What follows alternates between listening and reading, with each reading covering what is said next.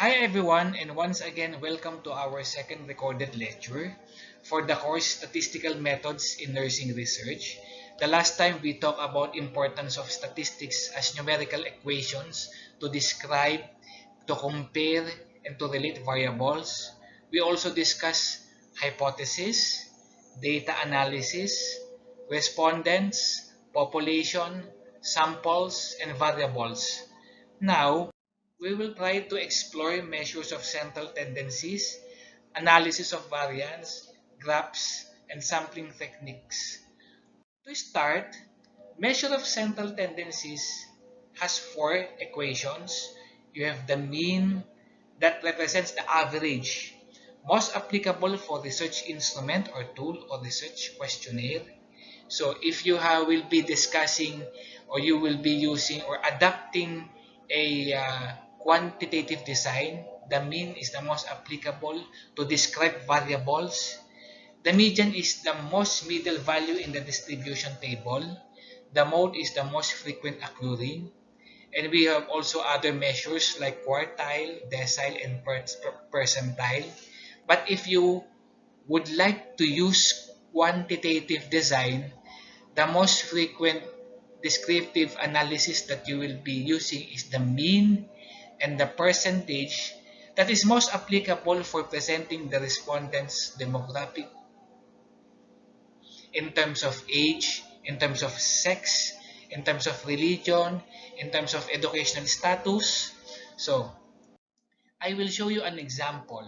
What is descriptive quantitative design?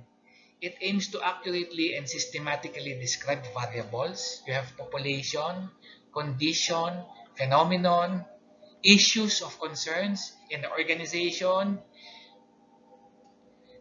social, political aspects, technological. The use of descriptive statistics is applied to validate empirical data. But I tell you, the use also of descriptive statistics can negate empirical data from a reputable sources like journals and articles. So, the more negating, the more phenomenon in nature. The more negating, the more phenomenon in nature. Because if there are abundance in the empirical data of your research topic, is there an importance of this topic if there are abundance of data? So I think the more uh, scarce the data in literature, the more researchable the topic is. But if your analysis is negating empirical data, it can also one important uh, output that can be used to further explore this topic. So for a social demographics or for a research questionnaire, this is number one statement of your research that you will formulate. And this is generic in nature. How may the social demographic profile of respondents be described in terms of age, sex, civil status, educational attainment, monthly family income, religion, years of experience, length of service? So these are all socio-demographic in nature. But if you like to just present age, sex, okay, this is demographic form. If the variable has a relationship in social aspects, you will you will add the word socio-demographic. In terms of civil status, meron niyang interpretation or relationship in social aspect, education attainment, monthly family income, it has a significant relationship to environment or to the social and religion. Okay, got my point? Next, example, distribution of respondents according to sex. So this is how you present the demography of your respondents. Table 5 represents the distribution of respondents according to sex. In research, be consistent. The more consistent, the better. And the simpler, the better. About 248 or 62% were female, while 152 or 38% were male. So as you can see, as you can analyze, I presented the information in a tabular form, and I also described the information in a textual form. So this is a combination of textual and tabular form. And then Do not forget, because you are all in a master's level, after your presentation, you will now inject your analysis. And you will support your analysis with cited literature from a reputable source like uh, ISI, Scopus, PubMed, Google Scholar. These are more reputable source in nature. So again, let me emphasize with you, I can use a textual presentation supported by a tabular presentation of data, and then after the presentation, try to inject now your analysis. And in your analysis, try to support that with the related review of literature. That is why in the master's level, the minimum review of related literature is 30 to 50. For a PhD level it is 50, and it is should consider 10 years younger. So from 2011 to 2021, those are the studies that you will get and you will compile as your review of related literature. But there is always an exemption. If the phenomenon is very, very new, or if a phenomenon lacks studies, you can use beyond the 10 years age. You can use 1980s or 1990 if it lacks studies from a body of information, both books and both context found in the web. So next, questionnaire. What is a questionnaire? A questionnaire is an apex of your quantitative design. A questionnaire carry or the transport of your data gathering to be used in data analysis. As you can see, I opted to use my questionnaire as an example. In here, I would like to try to find the moral distress level of nurses, which has 5 themes. In here, use a very simple direction. The simpler, the better. I have now the demographic description of my respondents. Name must be optional because you are trying to protect the anonymity and the integrity of your respondents. You have gender, but for me, instead of gender, I will use sex if I would like to find out um, if my respondents is female or male, because gender talks about the sexual orientation of a particular person. So years of experience and area of assignments. So these are all demography of my respondents.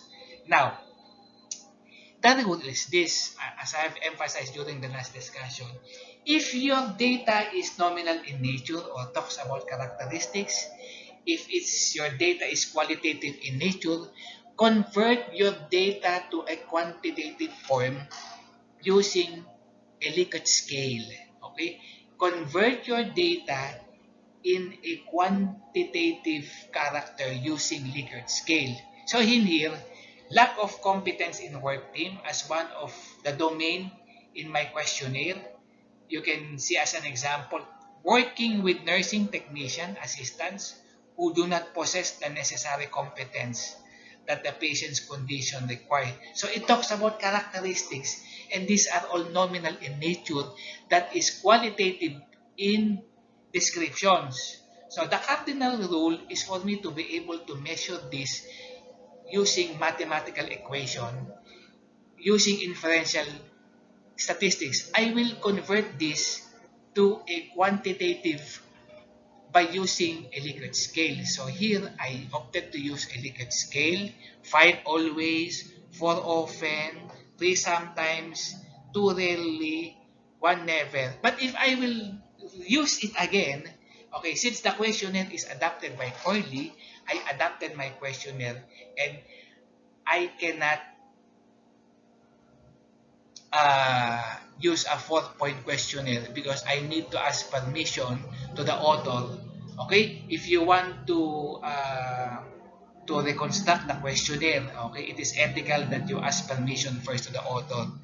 Okay, but if the questionnaire can be available and it can be downloaded in the web, it is your call if you will ask permission to the author if you can revise the questionnaire. But ethically, you should ask permission to the author if you want to revise or you want to use the tool. So if you want to publish your research, these are one component that the publisher or the peer reviewer will be looking at. So next, these are the 5-point scale. So in here, I have the 5-point Likert scale. Ito dapat matutunan nyo. Very, very important that you need to understand this. So in here, the highest should come first. So 5 to 1. But you should have a basis. You should have a numerical basis as to what particular number will you emphasize as a basis for mathematical analysis. So in here, 4.20 to 5 will be always, and the description will be very high level of moral distress. In here, the Likert scale, okay, is only 5 to 1, representing always to never. But if you want to describe your results in a very clear manner, you have to have an equivalent description of the Likert scale. Example, for sometimes, which is 2.6, 3.39, and 2.60, the description is moderate level of moral distress. Rarely, from 2.59 to 1.8, low level of moral distress, and from 1.79 to 1, very low level of moral distress or never. So it should be very clear that if you want to formulate a good questionnaire, a good Likert scale should be emphasized, and the interpretation of the legend should be clearly included as you go on with discussion of your findings. So these always, often, sometimes, rarely, never are generic in nature. You will find that in some sources, but the interpretation, you and your advisor should sit and discuss as to what interpretation will you use, so that during your data analysis you will have an easy time to describe your findings in a textual form. So next example is this. So moral distress scale. Number 1, lack of competence in work team. The result is 2.55, and that is the mean score, and the standard deviation is 1.041. What I use here is to compare nurses in government and non-government. So we have non-government nurses, and we have public, we have the government nurses. So here, I would like to compare the moral distress level of my respondents with the government and non-government. So dito, are government nurses experience more moral distress, or are non-government nurses experience more moral distress, okay, or higher moral distress than the government nurses? So this is one description of my research variables. Okay, now if you will now presenting your data, do not concentrate in the standard deviation, but more focus on the mean score, because the mean score represents the distribution of your respondents in terms of describing the content of your research questions.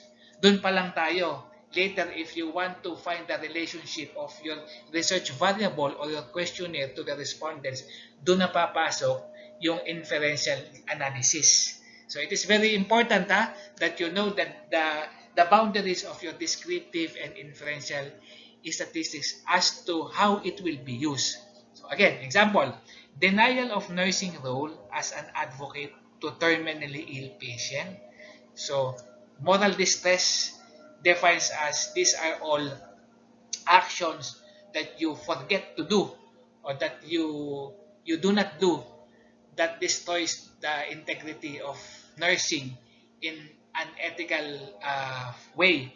So this in here, as you can see, the public nurse nurses or the respondents got a score of 1.61 as mean, and the non-government nurses got a score of 1.91. So if you will analyze this in terms of denial of nursing role, as an advocate for the terminally ill patient, mataas or those non-government nurses experience high moral distress in this domain because 1.91 is higher than 1.61. Got my point?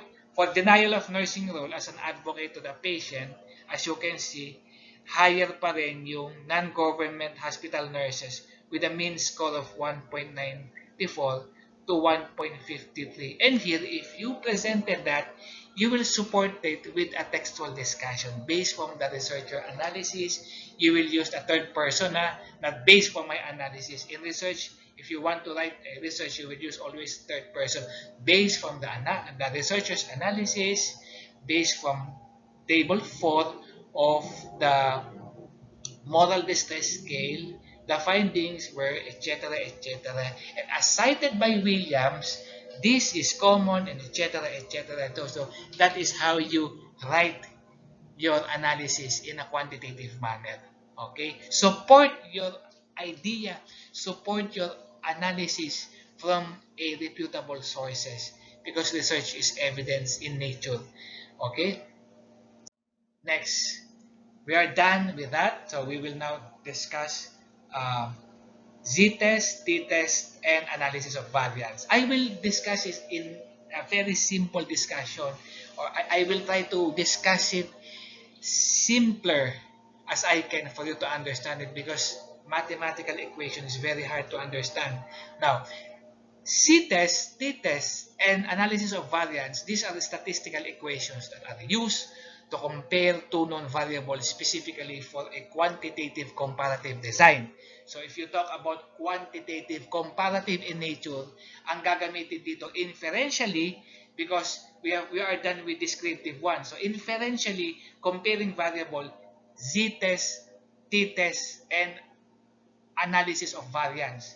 So example, government and non-government nurses, perception on spirituality in selected hospital in YYC, a comparative design.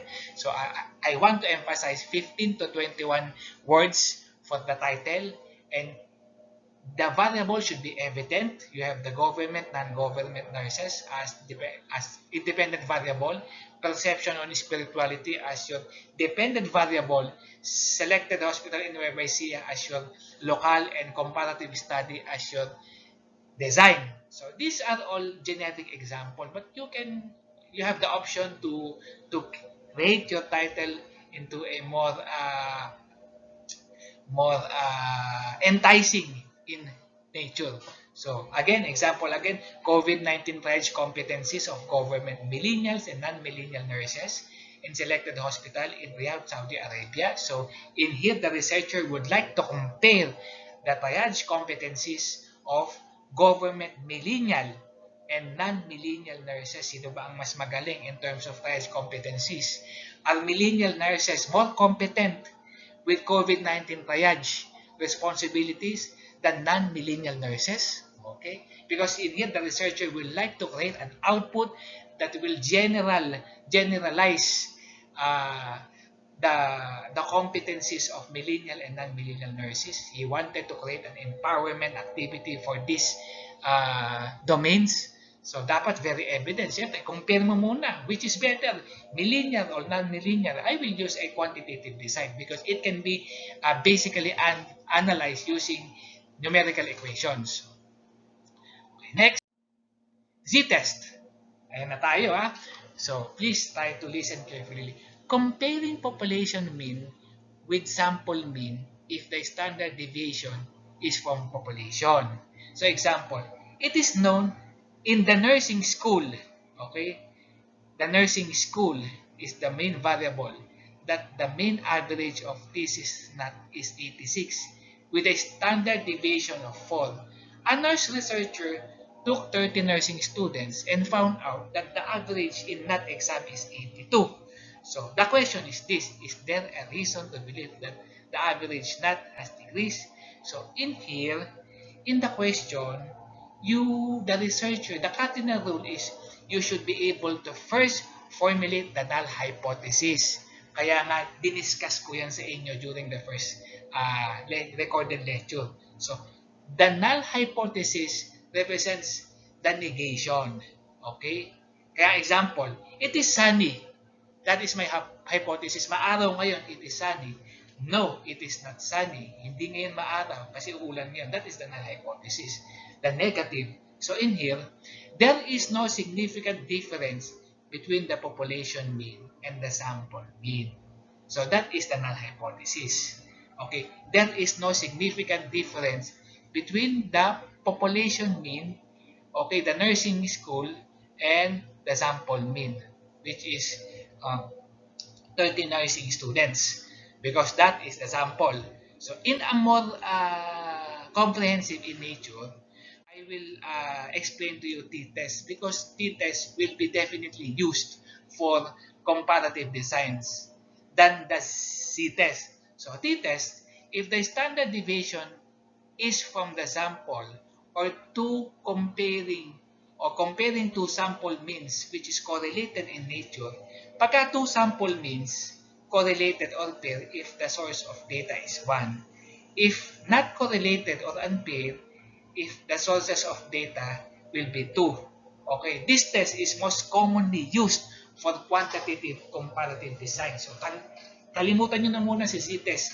We will focus on the t-test. So, ayan na, you have to try to understand. Ano? For correlated or paired sample, if the source of data is 1, ang data, ang pinanggagalingan lang ng data natin, isa lang. If uncorrelated or unpaired, the sources of data o yung small n comes from 2. Okay? So example, 10 clinical instructors attended the training program in Baguio City for new COVID-19 health and safety measure. The researcher would like to compare the pre- and post-examination result. Because as you can see, if you want to facilitate training, and if you want to analyze if the objective has been met, mag-exam ka muna, magpapasagot ka muna ng examination before the training. And after the training, after the discussion, you will now conduct a post-test. And if you will now to look if there is a significant difference, tumaas ba ang result after the discussion, that is a post-examination. So, you will compare now these variables, yung unang test and the post-examination tests. Okay, so now let us look. So, in research, if the researcher or the facilitator for these 10 clinical instructors would like to understand or would like to see that there is a significant difference between the first examination or the pre-test and the post-test, he will use the 7 steps in hypothesis testing. So, please try to put it by heart, the 7 steps of hypothesis testing. Number 1, state the null hypothesis. There is no significant difference between the clinical instructors pre- and post-test. Gets mo? That is the null hypothesis. Walang significant difference. Hindi na bago yung exam ng 10 clinical instructors kahit na nakinig na sila sa examination.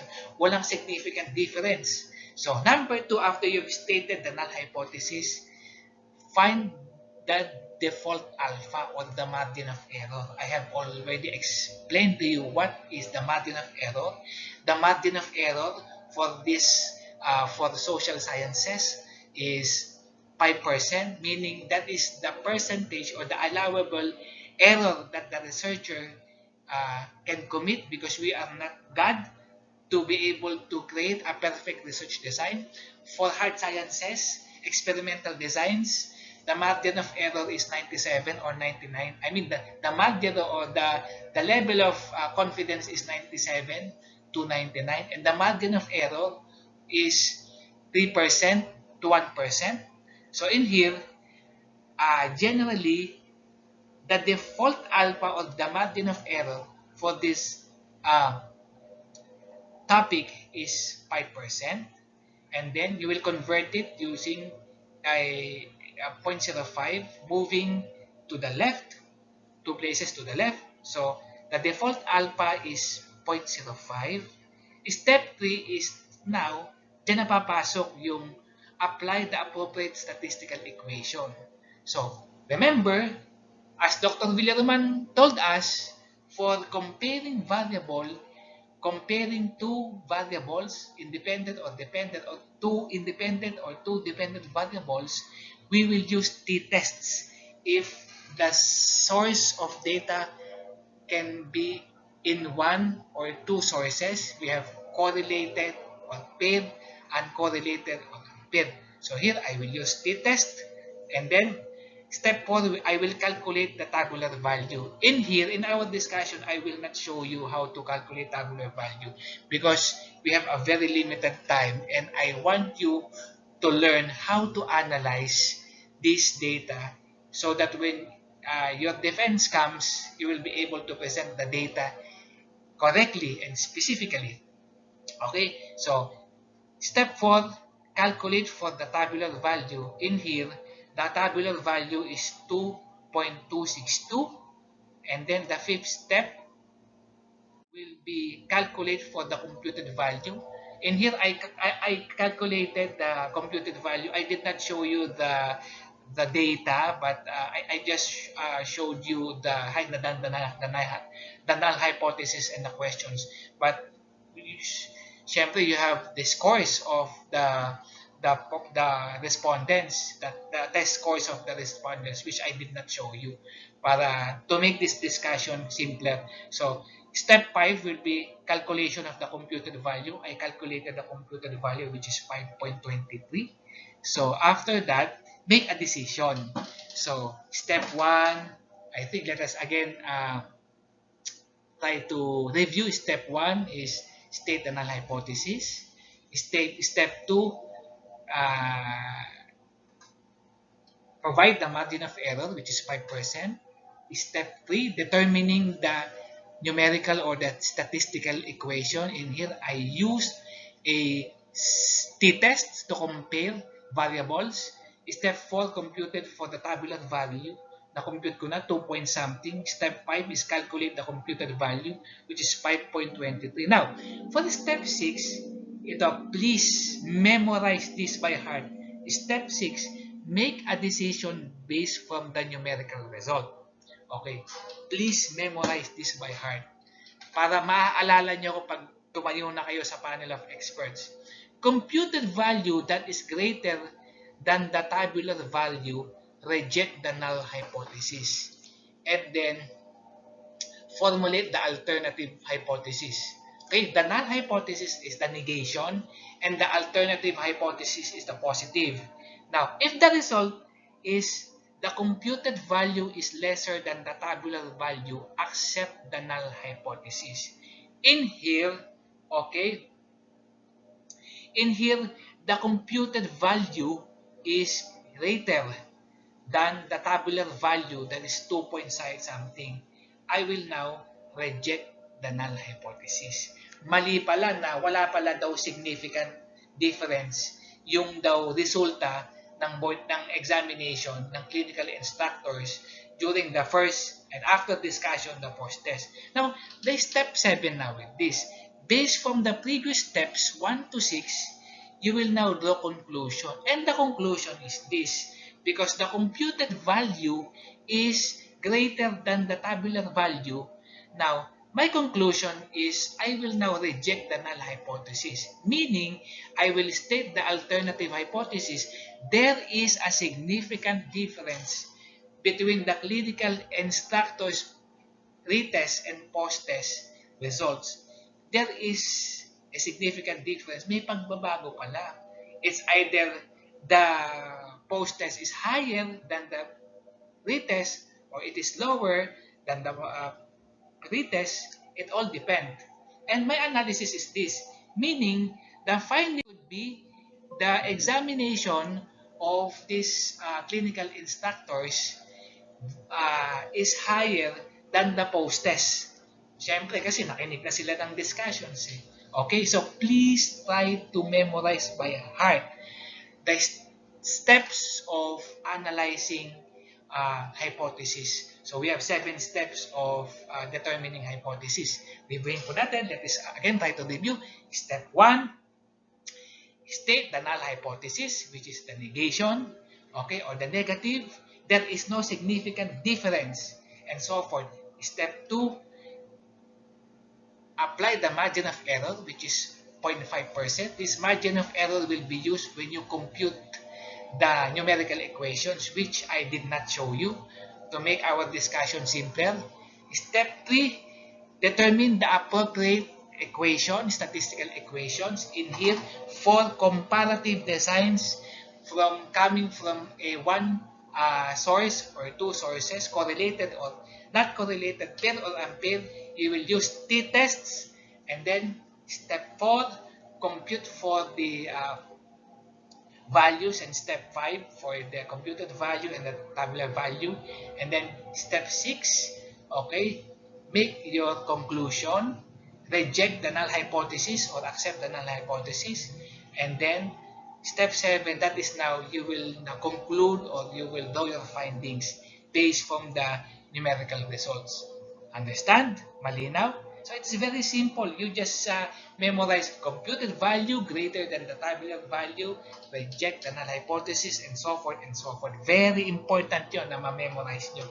Okay, what I want you now, after listening to this discussion, practice. Try to read comparative design and then look at the computed and the tabular value, and then try to look if the hypothesis is correct, if the null hypothesis is accepted or the null hypothesis is rejected. Now, moving on, we will move on with the analysis of variance. If you want to compare more than two groups, you will use the ANOVA or the F-test. So, for t-test, you are comparing one or two groups. But if you would like to compare more than two groups, F-test or the ANOVA by R.A. Fisher will be applied. It determines the symmetrical difference that exists to more than two groups. So, 3 and more, mag-ANOVA tayo. F-test or ANOVA can be one-way ANOVA if one independent groups, okay? More than two groups, two-way ANOVA if two independent groups, and three-way ANOVA if three independent groups, okay? F-test that compare two groups. I think I'm wrong with this. There is a typographical error. For t-test, ayan, that compares two groups, ang hinahanap mo, which is better. Example, I'm using t-test for a millennial and non-millennial, di ba? As my example before, in terms of competencies for GOBIT guidelines, sino ba ang mas magaling? Millennial or non-millennial? I'm trying to find which is better. But for F-test, since you are trying to compare more than two groups, you are looking at who is best or which is best. So for t-test, which is better, and for F-test or the ANOVA, which is best. Clear? Now, example. The researchers would like to find out which among the 4 universities in Metro Manila, namely Ateneo, LaSalle, San Beda, St. Paul University, is best nursing school based from the previous nurse licensure examination result. Okay. Who's the best among the 4 based from the previous licensure examination? So, ang gagawin nyo naman dito, ano kaya ang gagawin? Okay, as Dr. Villaruman said, these are more than 2 groups. Kasi we have 4 groups. Diba? We have 4 groups. Ateneo, LaSalle, San Beda, St. Paul University. So, 4 na yan. So, I will use now the F-test or the ANOVA. So, again, going back to the 7 steps of hypothesis testing. Number 1, state the null hypothesis. There is no significant difference kasi comparing ka, hanapin mo yung best in the result of the nurse licensure examination among the 4 universities in Metro Manila. Kasi that is your basis. Sino ba ang pinakamataas na licensure examination? That is the basis of determining which among these 4 groups are the best. Okay. Step number 2, again, define the default alpha or the margin of error, which is 5%, and the level of confidence is 95%. The margin of error can also be the level of significance. Okay? And then step number 3, apply the appropriate statistical equation. O botan 2 groups tayo, F-test ang gagamitin. Step 4, calculate for the tabular value. Step 5, calculate for the computed value. Okay, step 6, make a decision. If the computed value is greater than the tabular value, reject the null hypothesis. If the computed value is lesser than the tabular value, accept the null hypothesis. And then step 7, based from the previous steps, draw your conclusion. Ganun na siya kadali. That is very, very simple. Okay? So in here, I did not show you the data for our discussion to be simpler. So, but based from the data that I have computed, there is really, the computed value is higher than the tabular value. So I rejected the null hypothesis. So there is a significant difference between the national examination results of these 4 top universities in the Philippines, meaning the one who got the higher examination list will be concluded as the best university. Now, let's move on to data. So, na-advance ito. So, we have data. We have graphical data is the first one. It is presenting data in visual form kasi graphical. So, if you talk about presenting the demographic data in terms of age, in terms of sex, maganda ang pie graphs kasi 360. Very, very basic. Line that can be straight, broken, or dotted, and bar graphs that can be simple, compound, and component. So, for the data, you can use pie, you can use linear, you can use bar graphs that can be simple for one compound and component. Later, I will show you the difference between simple, compound, and component. These are all can be used to illustrate and describe variables such as social, demographic, profile, and other data.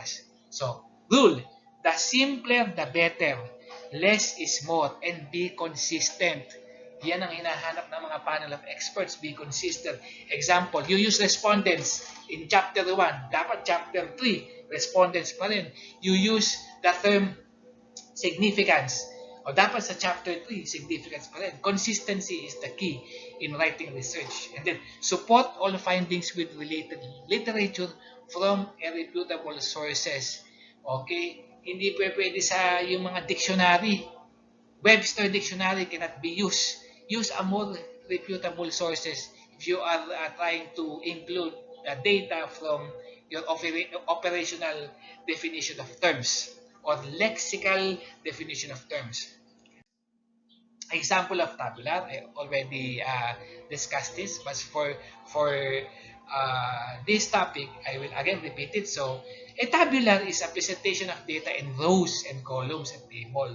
So again, I have a total respondents of 400, total male 152, female 248, 38%, 62, 100. Pero dapat dito, as you presented in a textual form, okay, try to now inject your analysis supported by evidences. So, inject based from the findings. There are 248, which is 62% of the respondents who are female, and 152 who are males. According to Weber, okay, nurses who students who, there are females who studied and took or take nursing because they I think they perceive that nursing is for female only. Ito yung mga example na ganun which can be found in a more reputable sources. I'm sorry guys because I do not have a guide on this, and these are all based from my all the learnings in my PhD. Kaya hindi na ako nag-guide. This is very spontaneous in nature. Normally kasi when I do my discussion, I have a guide, pero I'm very excited with this because this is kumbaga my cup of tea research. So textual in here, sa textual naman, Textual are being used both quantitative and qualitative, but you can find this more in a qualitative manner. It presenting in a paragraph form, usually for qualitative designs.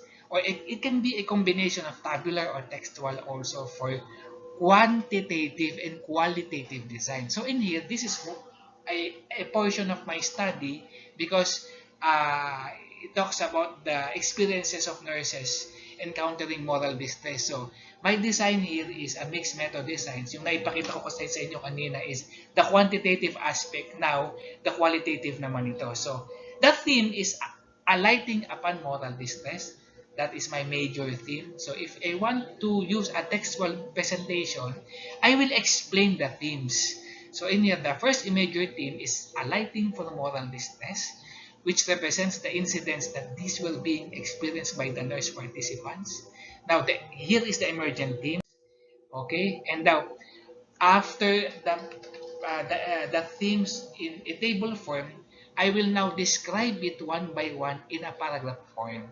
Okay, infrequently, the infrequent experiences to moral distress among nurses supported by, ayan na, nag-inject na ako ng reputable sources, evidence-based na, supported by Schaffer, Zoppoli, and Vela, 2018, in their study, Moral Distress in Nursing, a descriptive of the risk, etc. If you want to get exactly or if you want to quote exactly, okay, their study, pwede naman, you can do quote, but you use italics.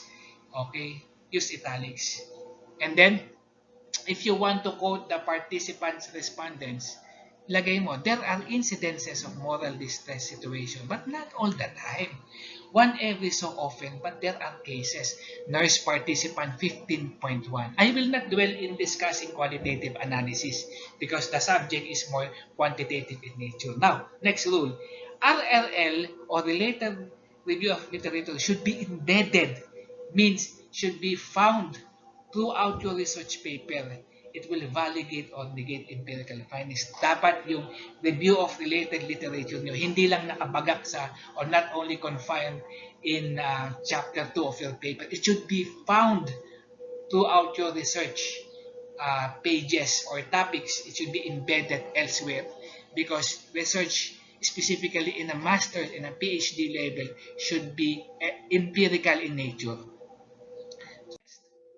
So now we are done with textual, graphical. So for bar graph, you have simple bar graph. It only talks about single source. So if your source is from uh, nurse participants only, so pwede ka mag-simple.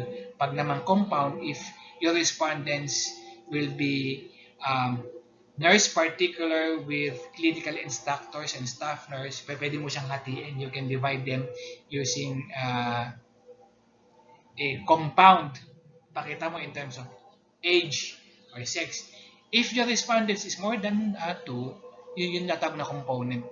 So if you are, if my respondents are the health providers, I have doctors, I have nurses, I have technicians and everything, and I opted to use bar, I can use component. So we have simple, compound, and component. So, but the more applicable in research, specifically quantitative, will be tabular in nature, supported by textual or paragraph in your discussion. Now, moving on, sampling techniques. Okay, this is again, memorize and learn it by heart. We have two sampling techniques. We have the probability and the non-probability, or the random and the non-random sampling. Okay, sampling technique, the process of sample selection.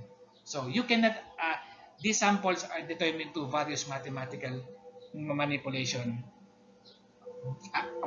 As I have told you, sample should be very important. You cannot draw your conclusion or your data from the population kasi wala ka ng pagbabasyan if you get all the population.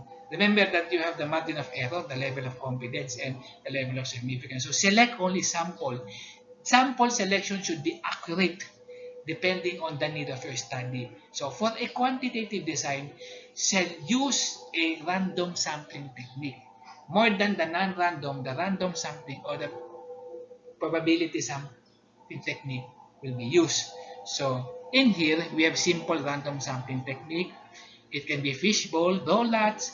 We have some systematic random sampling technique, cluster, multi-stage, but I will only discuss this stratified random sampling technique, the most widely used in research. So we have two most widely used common research. The Slobin's formula. It talks about accuracy of sample selection. That comes from a single source. But if your sources are two or more, you will use stratified random sampling technique. So, stratified random sampling technique, getting equal proportion or proportional stratum, okay, for more than two groups.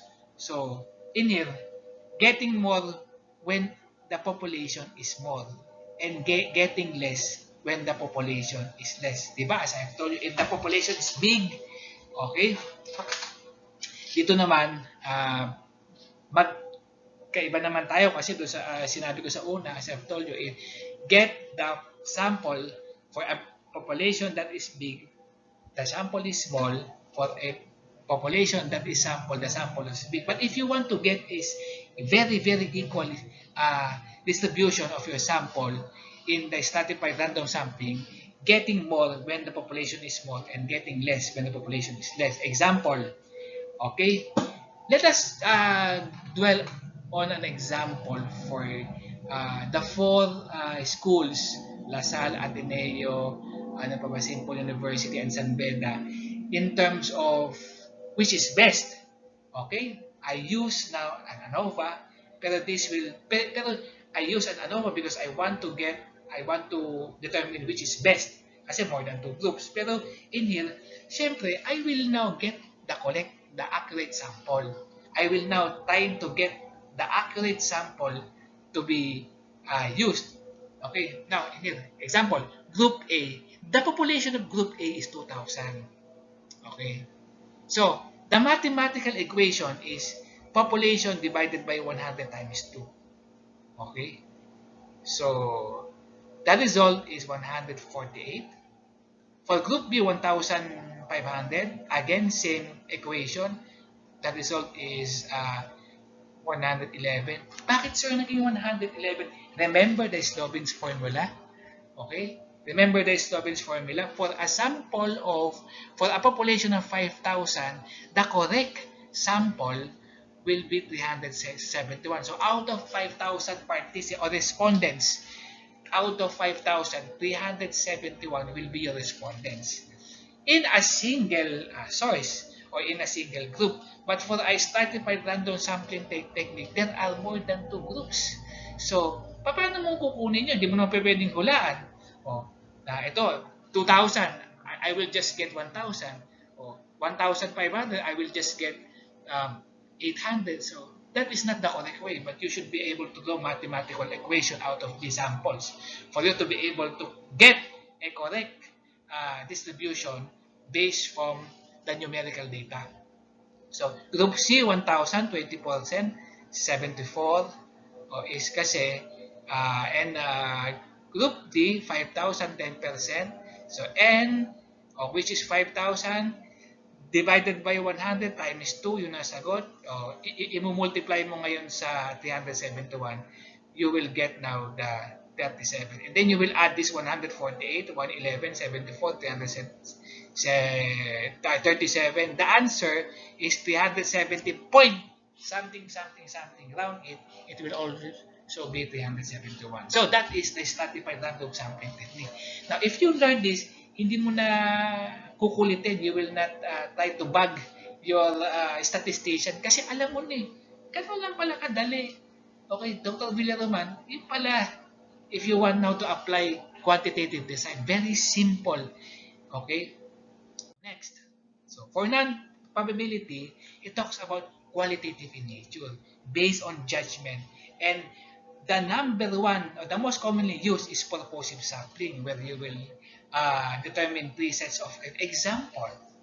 I will now explore lived experiences of nurses who were retrenched, who were unemployed because of the economy in the Philippines. So, ano ba ang nangyari sa kanila? They were unemployed because of retrenchment. I will now get the lived experiences of these nurses. But before the interview, I will now try to get the correct respondents for me to be able to get the correct experiences or the correct data based from interview. I will now go a purposive selection of samples. I will now create a criteria at least three. So what will be my criteria? So number one criteria, it can be nurse who were retrenched, lost their job. Number two criteria, nurse who have their family, who is supporting his family. Yan ang mga magagandang criteria. Number three criteria will be nurse who are working 10 years above. So, okay, nurse who have a big family. Okay, those are three criteria. Limit your three criteria, okay, into a qualitative form for you to be able to get your the experiences thick in a thick manner. So, for a quota sampling, it is limited, convenient, and comfortable. Say, if the researcher is an undergrad, okay, I will just, for my convenience, I will get only 500 respondents or 500 participants. So, it talks about conveniency, and very seldom it is applied in research. And snowball sampling, recruit for acquaintances, if the topic is very, very difficult or possesses phenomenon of exemplar, okay, or exemplar of interest, you will use snowball sampling. Example, the topic is maple syrup. Napakahirap ng maple syrup. And I will be needing 6 participants. So, magtatanong ako, I will now ask for this participant, and it will be a recruitment or based from a referral. So, yan ang snowball sampling. Kasi hindi mo pa alam kung saan ka hanap. You do not know where to find this participant. So, it will all depend on the rareness of the topic. So, yun ang snowball sampling. But for qualitative designs, purposive sampling is the most common used. So, purposive snowball sampling, it will all depend on the topic. If the topic is very rare, if the topic is very new, okay, if the phenomenon possesses an exemplar of interest. So, the most important for you is to know which among these sampling technique will be used, because this is like an algebraic equation that you have to correctly apply the first data for you to be able to analyze and to validate the succeeding information.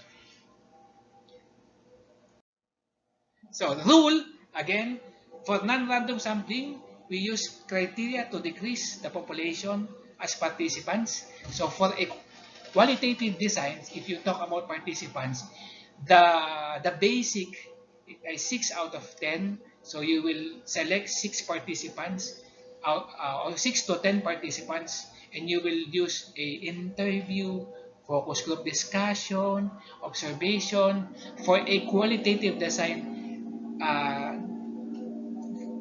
few participants is enough. For a case study, you can only use 1 or 2 participants. For ethnography, it is something to do with immersion or try to observe a certain culture. You will be needing more participants. Okay, and then lastly, do not be ambitious, okay, of your research title. Okay, let's say I will try to explore Asian integration or ASEAN integration, the policies for universalizing education. That is too ambitious for you because that is for a PhD level. And consider the budget. Your research should be relevant to your institution. Okay, with that, thank you very much, and I hope that you've learned something. See you again in the third recorded lecture. God bless.